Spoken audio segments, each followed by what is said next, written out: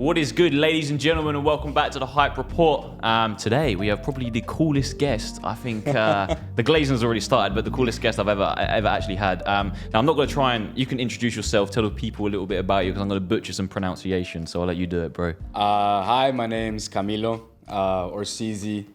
I run the streetwear brand Sagua, and I also do socials for Der Schütze. Yeah, man, you're smashing it in the TikTok game for both your personal brand and the Schütze. Pronounced right? Yes, sir. Good. Yes, sir. So yeah, the Schütze obviously popping off at the moment. A big store in Soho, smashing it on the socials. Probably credit to yourself. Thank you, man. I appreciate The streetwear kids are loving your stuff, man. Oh yeah. Yeah. I mean, I get to interact with them sometimes in Soho, but since most of the time now I'm at the studio, I basically no social contact. Nah. And then obviously you got your own brand as well. Yes. You love blanks. So Yes, today I I actually love put on blank the Uniqlo Airism tee because I was like, there's no other better fitted t-shirt to talk about other than this. So yeah, because obviously you made a lot of content around the best fitted tee. It's a big thing. Summer's coming up. Yeah. I mean, wait. If something's coming up. Well, no, summer. Oh, summer's So yeah, coming I was up, like the whole like blank tee content is being pushed out everywhere, man. But you obviously got your own stuff. Yeah, this is actually from WATC. They released a new boxy tee, and I think if you're looking for something that's around the same price point or even actually more affordable than the Airism tee, this would be the best alternative. That's cheaper than the Uniqlo. Yeah, this one, because the Uniqlo one is £19. Yeah. And this one is 17, but it's 100% organic cotton, 240 GSM, and also made in Portugal. Nice. So let's take you back a little bit. Let's go back All to right, the beginning. sounds good. Let's do it. What got you into fashion? How are you here, bro? Oh, You're a well-traveled fuck. guy, by the way. Let's talk about that. Okay, how I got into fashion. I think it started very early on because, I mean, my mom, she's half Latvian, half Russian, and obviously she grew up in the Soviet Union. And I don't know if you're aware about like the whole situation in the Soviet Union where they were only allowed to wear specific clothes. No, I It didn't was know that. actually, for example, illegal to wear Western clothing. So anything that was Levi's, Nike, it'd be illegal, it'd be taken Wow. away from you. So obviously she was against that. So then she'd go to Germany and buy all these pieces, take them back to the Soviet Union. I don't know how she got them through customs or the airport. And she was always really into fashion. So ever since I was really young, she's always been dressing me up in really cool shit. And then when I was 12, I really got into skateboarding, and I think that's what like really launched my interest into fashion and streetwear. Yeah, a 'cause lot they're very of people. interconnected. A lot of people say whenever they get into a kind of a certain sport, usually basketball or skating, is Yeah, when they yeah. really propel. Because obviously there's such a connection with the community. Well, the kind of streetwear culture ultimately stems from a couple of things, but two of those kind of root causes. One's basketball, and one's obviously skating. Yeah, I completely agree with that. I mean, especially in the US, the roots of streetwear are grounded in hip hop and skateboarding. So it's almost like the foundation, to be honest. Yeah, and then obviously you work for. I'm not. You can pronounce it. Schütze. Yes. Yes. Who is smashing it at the moment? Big in the streetwear space. Talk about that a little bit. So I started working for Der Schütze around 1.5 years ago because I initially moved to London to do my master's degree. I did my master's degree in fashion marketing at UAL. Nice. And then I was just looking for a job, saw the application on Indeed, and I was like, okay, this might be really cool. And yeah, started working for Der Schütze. I wasn't too familiar with making content in the past, so my first videos didn't do too well. Yeah. Like they didn't do well at all. They're really shitty videos. Almost got fired because just wasn't performing, and then I went to Colombia during Christmas, came back, and just tried to take a different approach to things. And thanks to God, man. it's doing a lot better now, man. Bro, a lot better. I don't. It's all the branding's organic, right? There's no. Yeah. You don't pay nothing. We run some ads, but any of the reels that you see or post, we don't promote any Completely of them. organic, man. And they do some insane views, especially for like. I don't think people realize how hard it is to get engagement on a reel when you, as a brand. Yeah. Because as a company or as a brand, like having like there's loads of different ways you can market it or whatever, but it's so hard. Yeah, Like, it's so really fucking hard, difficult. man. But yeah, obviously you got a store in London, Soho. Yes. You opened one in New York. Yes, opened one in New York around October last year, but we're also I mean, since we are a German streetwear brand, we'd definitely like to open a store in Berlin this year and also Tokyo. What do you think about the whole brick and mortar stuff at the moment? Because obviously fashion is online consumerism is Yeah. online now. A lot of it. Well, consumerism is online. Well, a massive market of it is, right? So how does it like feed into having like this brick and mortar store? Is it worthwhile having? I mean, obviously, I imagine you guys have got a couple, so I mean, sales wise, you could say that it doesn't make too much sense because obviously rent isn't the cheapest in Yeah, Soho, yeah, New York, yeah. and Soho, London. But the main advantage of having a physical store is that people get to really experience the brand and the people behind it. Because here at the Schütze, we're a very small team. Like the manager, people who do socials, the photographer, we all work at the store. So you get we get a chance to meet our community, and the community gets a chance to meet us as well. yeah, I think you hit it on the head, man. I mean, community building is massive. Yeah, definitely. Now we spoke off camera quickly about a couple of pieces you guys have launched. Yeah. So something that's close to my heart is the Stone Island Heat Reactive Knit. Made a lot of Yes. content around that, and you guys have obviously brought out a bit of a competitor to that. Yeah, we Talk did. about that a little bit. So in terms of the knit, we wanted to release something heat reactive, and obviously, we did like the Stone Island knits, but the main issue with that knit is that it's crazy expensive and it's also very hard to get due to limited stock and supply. So we wanted to provide our community with something that's heat reactive but affordable for what it is. Because I know that some people might say that 128 quid for a knit is a lot, but it does have that heat reactive feature. And we also looked at maybe how to improve the actual design as well.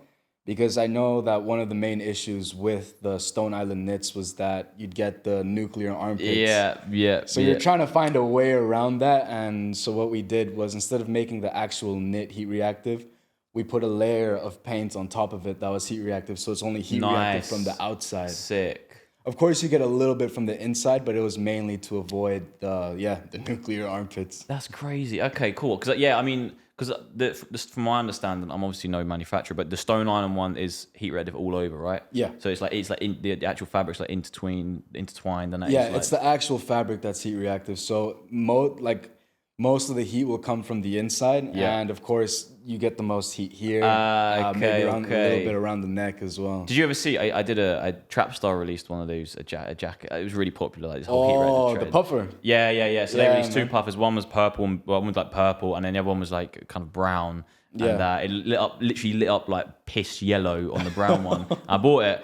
It was so bad. I mean, the jacket itself is really? cool. The jacket's a really cool concept, but you're right. Literally, like right here now, it'd be steaming of yellow. It was really. You Damn. can't wear that outside, man. Nah, I mean, yeah, and I don't know how warm it is, but bro, I honestly, even with just puffers in general, I just get too warm with them in London. Yeah, you'd be finished, man. If you, that Trapstar jacket finished me off. You give a lot of fashion tips in your kind of like videos and content. So if there was Yes. one underrated clothing item that people don't wear enough, what would it be? An underrated clothing item that people don't wear enough. Oh, And you can't say jorts. I can't say George. No. Okay. I'd say, honestly, a good pair of well-fitting jeans, because as you can see, jeans or your bottoms make maybe a little bit over 2/3 of your outfit. Yep. And if it doesn't fit right, if you don't get it tailored, it can completely ruin your outfit. So if you have a decent pair of well-fitting jeans, that I strongly recommend you go to the tailor and actually get them tailored to your measurements. Yeah. The way it interacts with your footwear as well as with your tops, it's gonna be a lot better. Yeah. Okay. What about the whole like baggy jean craze, right? Because obviously everything now feels like It's massive. it's like the baggier the better, right? Yeah, And it's yeah. completely full circle what it used to be a few years ago. Yeah, even with Jenkos, man. Yeah, exactly, man. Like it's completely changed. How baggy is too baggy? How baggy is too baggy? Can you go too baggy? I'd say, yeah, you can definitely go too baggy when when you fucking put your belt on and everything's bunching up and it just looks like it's hanging on by a thread, that's when you know you're getting a little bit too. Because I've got one really baggy pair of jeans, and I was like, right, I've got to wear this guy's cool, so I've got to wear something. Fine. Usually I can just get away with wearing like.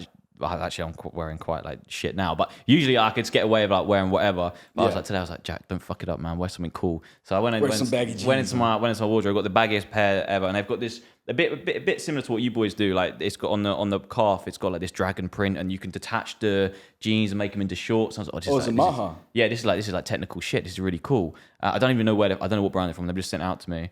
They're really sick stuff, right? Not really me, but really cool. I put them on. I was like, bro, this is bad. It's just too much. Yeah, the first time wearing really baggy jeans, you kind of feel like you're drowning in them. Yeah, I was like, oh man, I'm skinny, I'm quite lanky. I feel like they look good on you though, man. I don't know, man. I don't know. I'm not sure. What's going to be the most popular fashion item in summer 2024?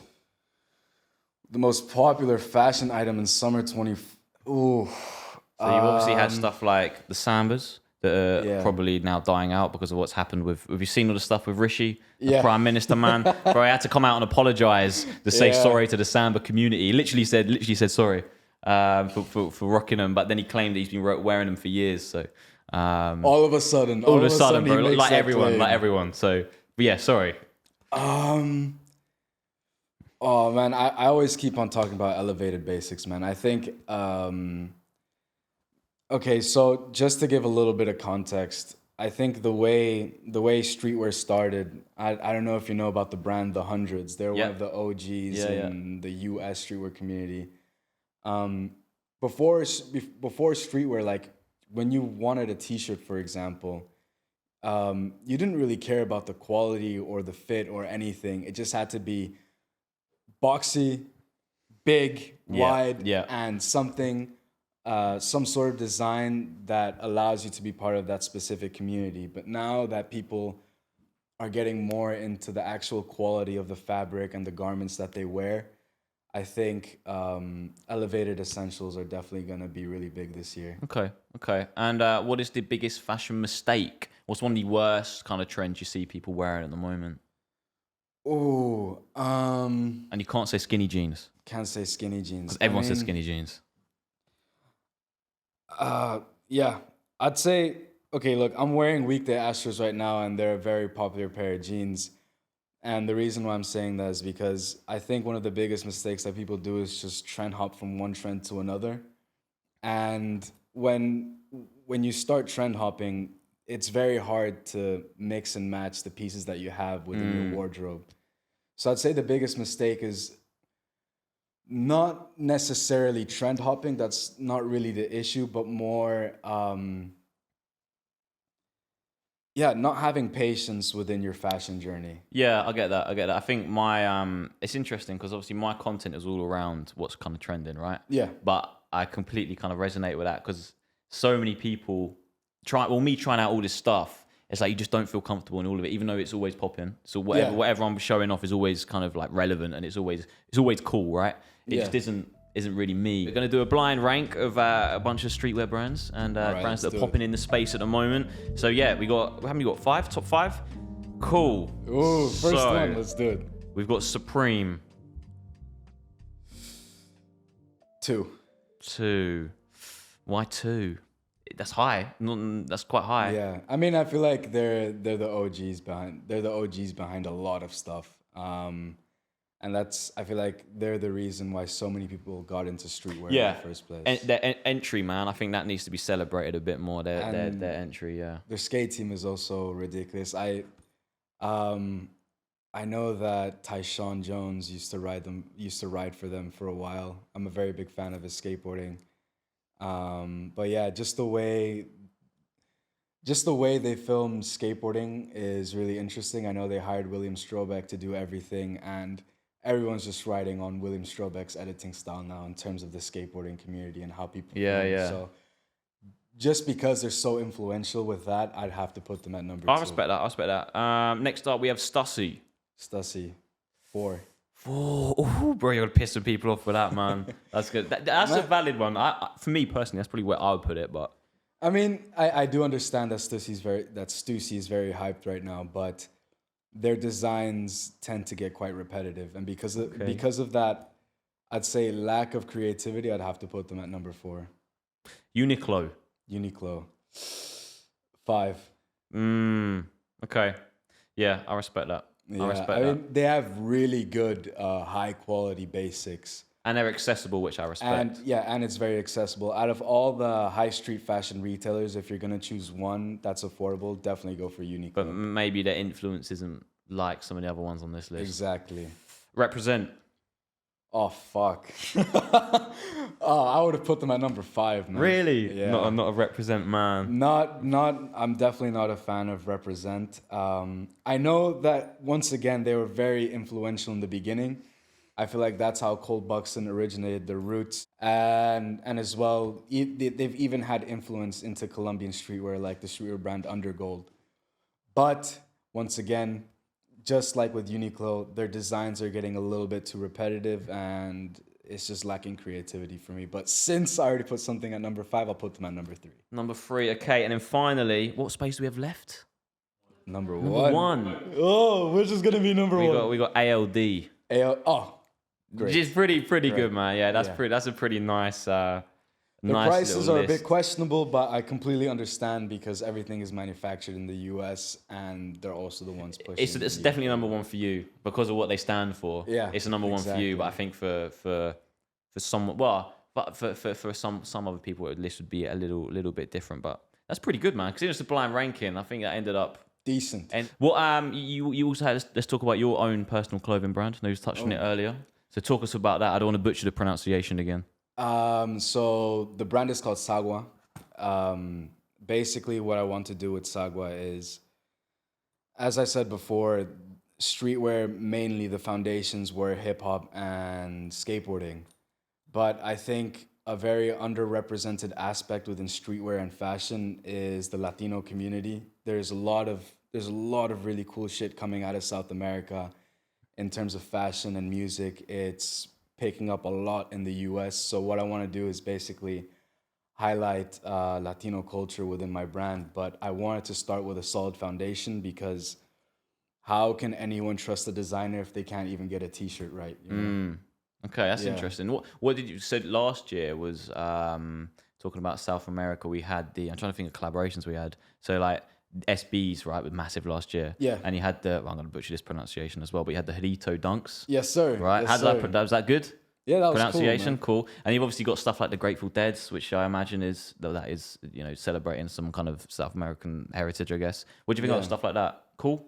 Yeah, I think it's cool, man. But I think we got to dive deeper into the Yeah, culture. obviously, yeah, for sure, man. They're like one-off collaborations that probably don't happen that often. How have you actually found starting this brand as well as obviously doing everything else you're doing? Like, how is it? Because everyone these days is making a streetwear brand, right? Yeah. So I imagine it's saturated, bro. It's hard. Yeah, it's really saturated. I mean, I honestly think I just got really lucky. Somehow, when I make content, I can relate to the viewers. I more or less, like, I'm trying to think, like, okay, if I put myself in their shoes and I don't want to spend too much on clothing, I still want to look good, and I don't want to get ripped off by brands or just buy a piece solely for the branding, how can I help them with that? Yeah. And I think because of making that type of content, I've been able to establish a good relationship with the community, and because of that, I think they support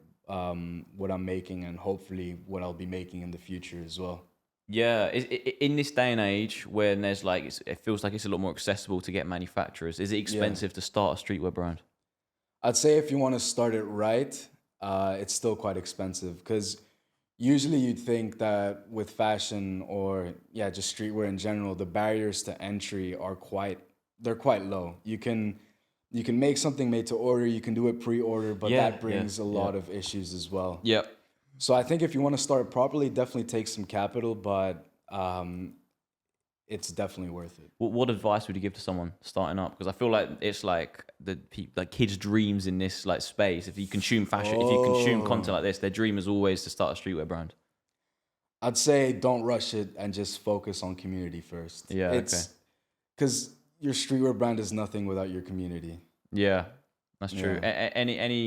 Any manufacturing horror stories? Have you had any? Because there's so much stuff, man. Like people going. Oh, I mean, for Sagwa, no, we No. haven't. I haven't had any issues. I made my first sample in China, but then I honestly felt too guilty releasing something that I knew wasn't the best blank tea. It was just a sample, but then I got in contact with these manufacturers in Portugal, and they're really cool guys, very helpful. But with their Schütze, we definitely have had some manufacturing issues because we've been scaling so fast that we've been looking for different manufacturers that can support that type Yeah, of growth. demand. Yeah. Yeah, the demand and the growth, and yeah, essentially we lost £500,000 last year just with manufacturing. Damn. Yeah. Wow. Can you go into that a little bit on a bit private? So I don't want to drag it too long, but long story short, we had a middleman, and she said like, "Oh yeah, don't worry, I've got really good contacts with the best manufacturers in Turkey. I don't know if you're aware that a large percentage of Carhartt products they're produced in Turkey. Yeah. So we were like, okay, this person knows the Carhartt manufacturers, they know the Moschino manufacturers, they know all these high-end brands, so they must be good. But at the end of the day, that person lied about everything, and yeah, because of that, we had issues with the actual production of garments, so it just wasn't up to quality or up to par. And what they also did was they'd invoice us for their job or whatever work they did. But what we didn't realize was that that person was creating their own mini brand within our brand and invoicing us for their own products, and then they'd sell it somewhere else. What the fuck? Yeah, and then we also, so one of our coolest collections is the Yasmin Yeah, collections, and Yasmin sure. last year, the zip up hoodies they sold out very quickly, but we wanted to produce more, and we saw that the garments was just not up to quality, and it was thousands of garments that we just couldn't really do anything with them. But then we realized that they were missing from the manufacturing facilities, and then it turns out that they ended up somewhere in Iran, and this fake, or like not fake, but this retailer that gets these types of garments, they Yeah. were selling it in Iran, Just selling your shit. just selling our shit in Iran, and then they made a reel. And the only way we found out that they were doing this was because they posted a reel, and that reel went viral. What? And then what happened? You just We were just like, bro, you know what? It's too late now. We didn't want to sell those garments in the first place. yeah, that's true. So if they can make a profit off of that and it doesn't hurt our branding because we really focus on quality, then it's all good. Damn, that's It's a crazy, win-win man. for both of us. That's crazy. Yeah, no, you spoke about countries where you get garments manufactured. Yeah. Talk us through it. So the main ones you have China, you have Portugal, and Turkey. They seem to be Yeah. the three that really stand out, right? Yeah. What's the difference? So it's not really that there's a big difference between all these manufacturers. It's more because of the laws that go on within that country and the way the government works with these suppliers. Got ya. For example, with Portugal, the reason why they're able to produce really high quality garments that are cheap, recycled cotton, organic cotton, all those hot keywords you might say, Yeah. the government subsidizes that industry. So then that means they can just produce things for a lot cheaper because they have the government support. Okay. The same thing is happening in China, but the issue with China is that there's so many manufacturers that you have a increased likelihood that you will get a shitty manufacturer compared to a really good one. Is it cheaper in China? It's cheaper in China, but if you want to produce high quality garments in China, it's around the same price as Portugal. Okay. And this is a really impossible question to answer because there's so many variables to go into it. But how much would it cost? Like, how much does it actually cost to make a batch of, I don't know, like garms or like per t-shirt? I'd say, I mean, the blank t-shirts that I made, I think they're around like 10 quid to make. Nice. Yeah. Interesting. Yeah, it's crazy because obviously being so into that side of the space, like myself, I don't mess with any of that really. Do you know what I mean? So it's Yeah. interesting to find out kind of like the foundations of where stuff like that actually comes from. Now, Going forward, what's the future with the Schütze? The future with Der Schütze, I'd say definitely expect some collaborations in the future with UK brands. We're working on some collaborations right now, which I cannot name at the Yeah, moment. for sure, man. I get that.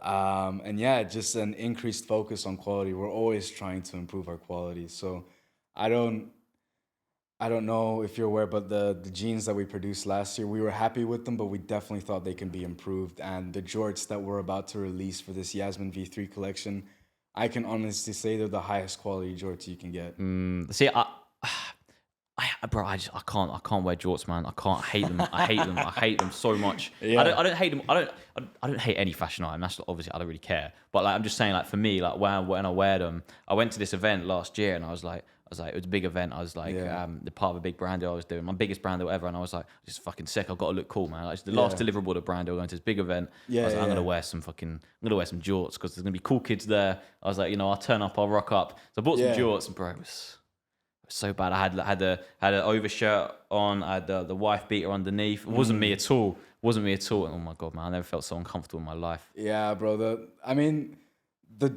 Whenever I thought of jorts for the first time, I just thought of a fat American dad and some white New Balances, But now it's the image I have of jorts is slowly changing. I was wearing jorts all year last year and the year before that, but it's also to do with skateboarding as well. Yeah, okay. Yeah, but I feel like you can I just can't pull them off, man. I can't pull them off. I feel like you can rock them. There's a TikTok creator called Cal the Dragon, right? And he wears 3/4 length bottoms in his garden and plays football. I can't get away from it, man. Every time I look at myself with jorts in the mirror, I just feel like You see Cal the Dragon. I see him in my eyes, man. Yeah, it's bad. I just can't put them off, mate. But to be honest, I was also a really big fan of Capris back in the day, like the 3/4 lengths, because you just think of Joga Bonito. Yeah, I see that. Like the street, I don't know how to call it. It's not futsal. It's like futsal, but outside. Yeah. Just I know like a small football field, focusing more on technique rather than just pace and stamina. Yeah. Okay. So because of that, I was a big fan, but I wouldn't wear them now. It just doesn't suit me, to be honest. Well, it's talking about TikTok. What's your thoughts on the kind of the UK TikTok fashion space at the moment? Oh, should we address the whole brain rot situation? Yeah, it's very it's an interesting space to be involved in at the moment, man. I mean, I understand both sides, because on one end, from the viewer side or the TikTok community, a lot of creators tend to make the same type of content, always mention the same brands, same stores. So it does get a little bit repetitive, and I can understand why they'd be annoyed. But then again, let's say, for example, with the whole Cooper May situation, I feel like that's gotten a little bit too out of hand. Like, I feel like you got to really look at yourself and be like, why the fuck am I bullying a 16-year-old on TikTok right now? Yeah. When I could literally be doing anything else. Like, I could be having a good time with friends and family, but instead I decide to hate on some random person that I don't even know. Yeah, and especially when the hate stems from what someone's wearing. Yeah. I don't particularly agree with that. I think I get it. I'm the same as you, bro. I understand why people wouldn't like that kind of content, because it is a bit dry at times. Fashion content, it's hard to make it fun and crazy and like make it unique. It's really hard. Like, nothing's unique, but in order to put it in your own lane, it's difficult, right? It's easy to make content. It's easier to just do a get ready with me, look good and stuff like that. And I think people are kind of seeing through that a little bit now. Yeah. But it's a difficult one, man. But I mean, like our content's not really like that.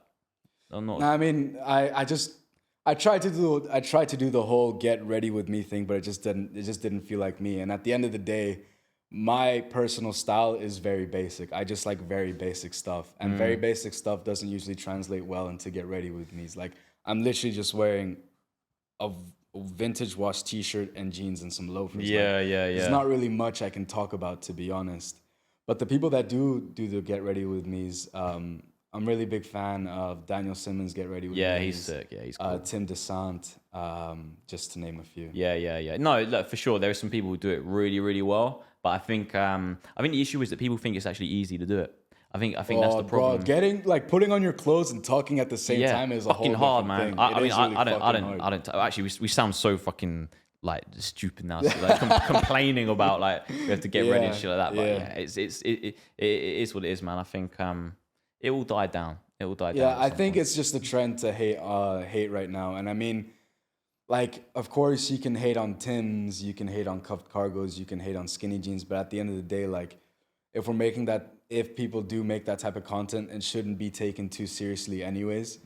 Yeah, no, 100%. Like, And everything rotates back in cycles, man. It'd be yeah. cool again at some point. Now, you grew up in the Netherlands. Yes, so I was born in Colombia, then moved to the US, stayed in the Netherlands for most of my life, and yeah, now I'm living in London. So let's say, what is the difference between UK fashion and Yeah. like everywhere you've grown up? Ooh. Okay, in terms of Colombian fashion, I'd say it's definitely a lot more colorful. I Yes, feel like of course. with UK fashion at the minute, it's all very muted down colors, earth tones.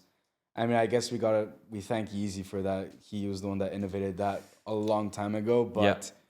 we're slowly moving away from that and exploring a bunch of other different styles.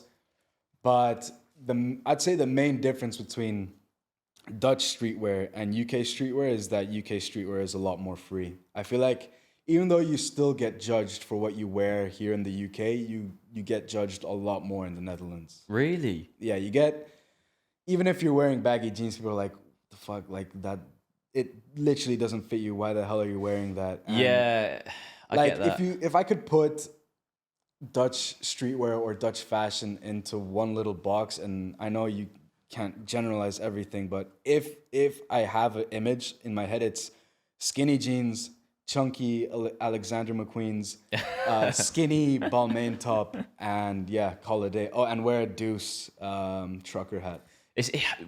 We were in last summer. I was just going to sound weird. I was going to say we're hanging out with some Danish kids. That sounds very fucking Yeah. weird. We were actually launching a business with some young adults who are from Denmark, and they came over here a Yeah. couple of times.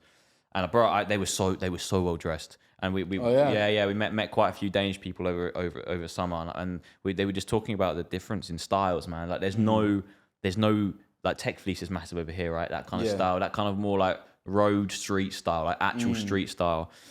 None of that over there. Really kind of No. like preppy, smart. Not posh, but not posh, just preppy and smart and like I Yeah, don't know. kind of like the Scandi type Yeah, style. and they love a low top. Don't really rock any high tops. Docks, or like kind of not docks, sorry, like loafers, and Sambas, stuff like that, and a lot of like Adidas, all Adidas as opposed to Nike. All Yeah. Adidas, and I was like, this is crazy, man.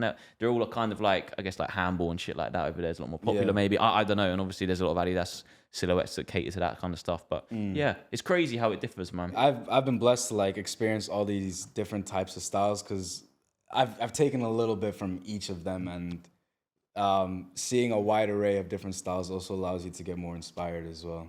Yeah. What do you think about the actual like kind of like UK streetwear? What So, I like, think of UK streetwear in general. yeah, so it's kind of categorized, right? So you have like, I don't know, like trending what you see now, right? Which is kind of the bagginess, the more like dressed down style, if you like. And then you have, on the other side, you have stuff like the road streetwear, so the tech fleeces, the tracksuits, the matching sets, like Unknown London, stuff like that, tech fleeces.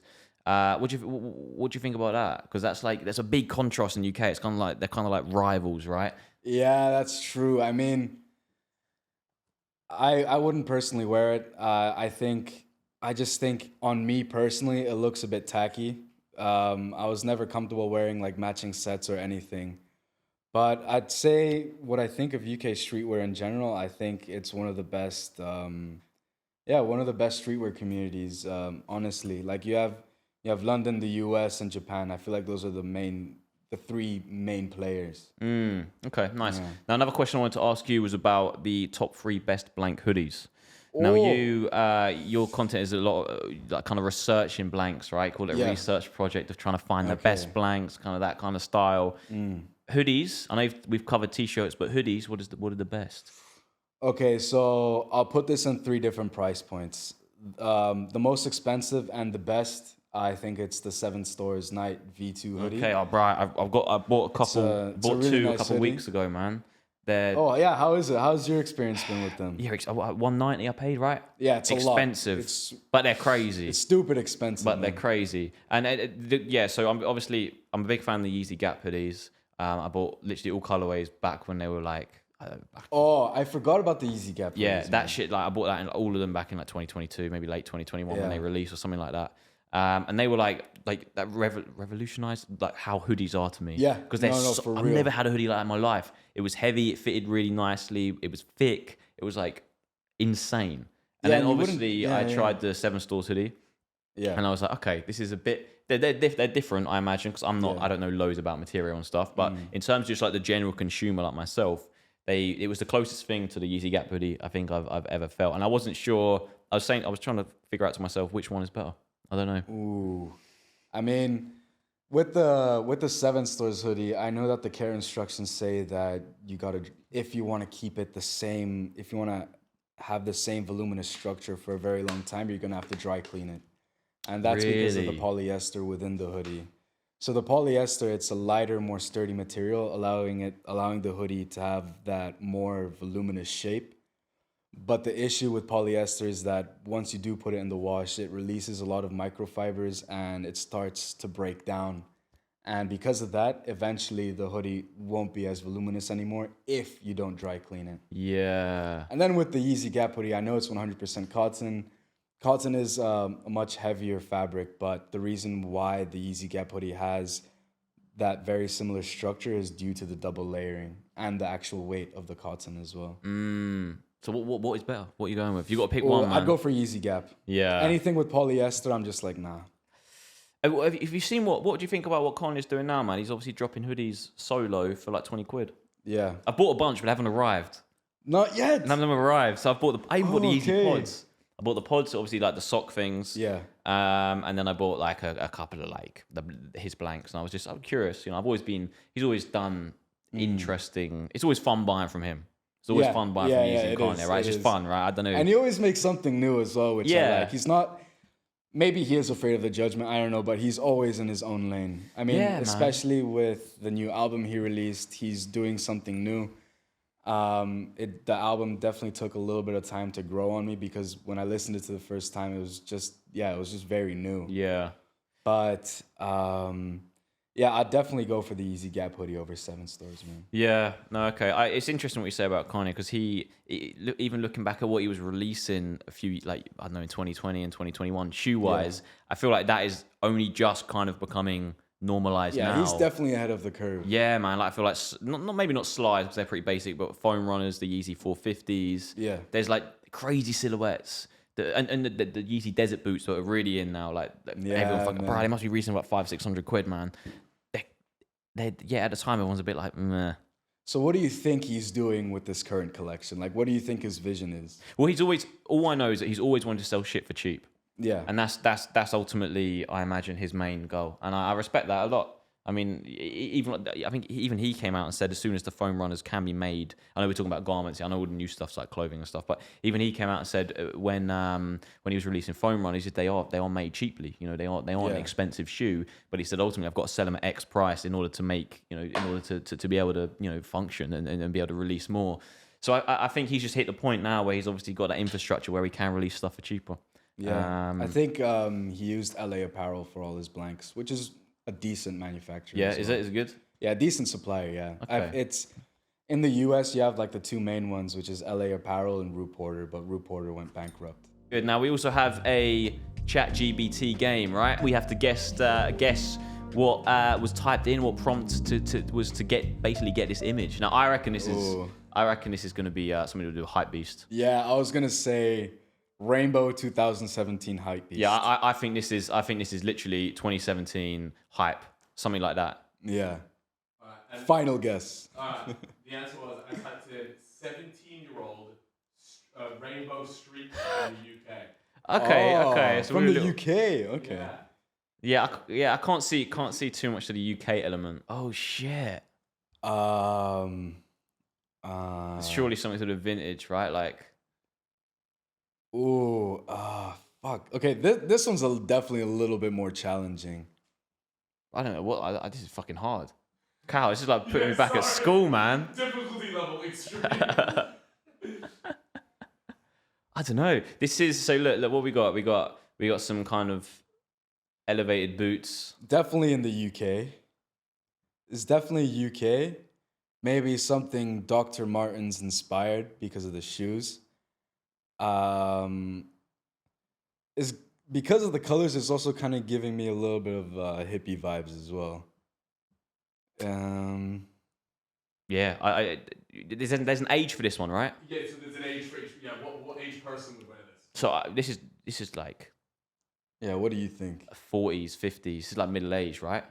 The earth tones.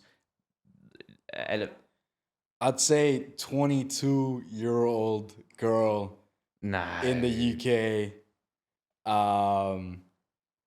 That is fuck. I don't know the last part. That is man. edgy This as was fuck. definitely challenging, man. All right, I'll give you the answer. You were actually really close. It was a 23-year-old female TikTok fashion influencer. Ah, okay. We got some elements right. Well, I definitely Now this one, the prompt was very niche. So, very niche. Very niche. So what's he rocking here? He's got a lot of badges, man. A lot of kind of Yeah. customs, accessories, Yeah. smart Definitely- shoes, nice graphic tee on the right. This is hipster, right? Hipster mixed 100%. with punk, mixed What age? mixed This with is a little. I'd say this is a guy starting to go through his just before his midlife crisis. yeah. This is kind of still trying to be cool and trendy. Yeah, At he like- just bought a Ferrari what and age- left his wife. Yeah. What age? I'd say 30? yeah, I 29, think late 20s, 30. I'll go middle 30. All right, I can't believe he's actually smashed it again pretty much. It's 28-year-old. Oh, From Shoreditch. there we get the hipster part. Yeah. And then it said, who is trying really hard to be a hipster and different to the crowd in order to get the attention he never got as a kid. Oh. So I did say I could see that. I could see that. Put the background in, man. His upbringing. Yeah, that's sick. Okay, All right, cool. last one. Oh, we're kind of killing these ones, man. Yeah. one part is, bro. Yeah. Here we go. This one. This guy definitely works in finance. He's a finance bro. Yeah, definitely a finance bro. Works in central London. Definitely likes his Ralph Lauren. Quarter Yeah. zip Kind of knits. polo, low top, smart kicks, canvas. Definitely older, I think. Older than the previous guy, you think, or you? No, I same think he'd be age? younger, man. It's, Yeah, I it's feel kind of like like he's- it's like a finance pro or a tech professional. Kind of like a IT manager, I see. as maybe well. maybe. Stylish IT manager. What Just got a age? job in London. What age? 26. Oh yeah, 26, 25. I'll come back that. Yeah. I think that. I'd say this is your first miss. Oh. This was a 40-year-old finance dad. Okay. Oh, So we had finance the then. finance on lock. Okay, we got the we finance. had the job kind of area. I'd call that 3-1. You guys beat ChatGPT. Nice. That was hard, man. That's That's really odd pretty because every difficult. picture is so different. Yeah, Like including yeah. the background and the foreground. Sometimes the person in it. I feel like the second one was the hardest, man. What was the second one? The girl with the Yeah, the bucket girl was hat and fucking the weird. chains. That was not how I would reference. Yeah, that threw me TikTok off, girl, man. man. Yeah, that's mad. Let's do the last game. That was good. What is the last Yeah, one? these games are fun, man. Here to stay or gone tomorrow.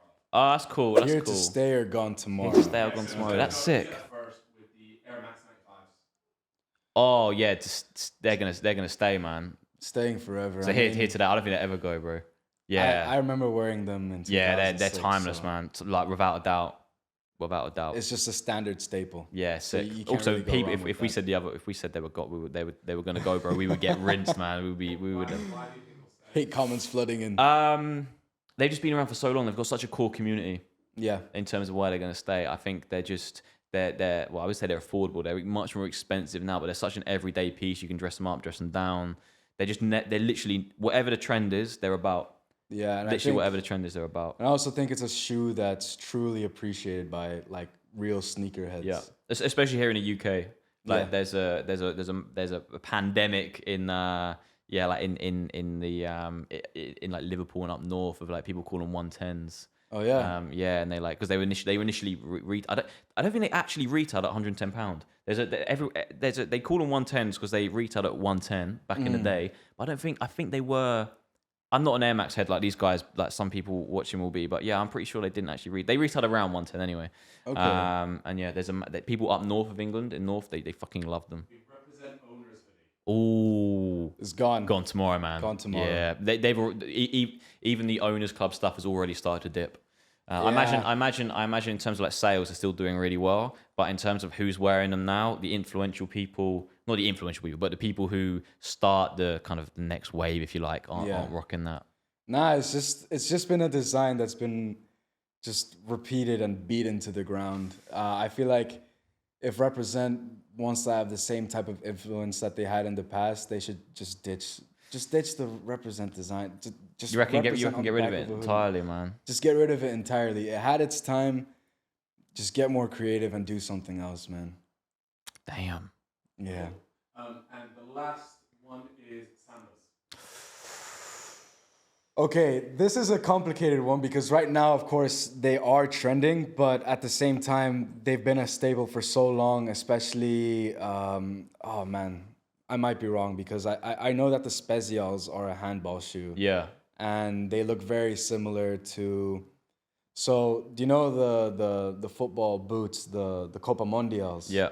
So I think the Sambas look very similar to the Copa Mundials. It's like the sneaker version of the Copa Mundial, and that was the originating shoe from Adidas. So Yeah. I think although the trend is going to die down, they are going to stay because they're so connected to the football culture over here. And throughout the world and in other cultures as well, sport in general, they're so connected to it. I don't think they will ever fully die. I think they're almost like I would say they're probably on par with 95. Yeah. I think agree. they're definitely here to stay. Yes, sir. Lovely, and that brings us to an end, I believe. Yep, absolutely. Cool, well, ladies and gentlemen. Bro, thank you so much for coming on, man. It's I been sick. appreciate it, man. Thank I've you been for bringing humbled me in many ways because I'm definitely nowhere near as cool as you. But thanks for coming on, man. Check out your brand, your socials, the other socials this man does.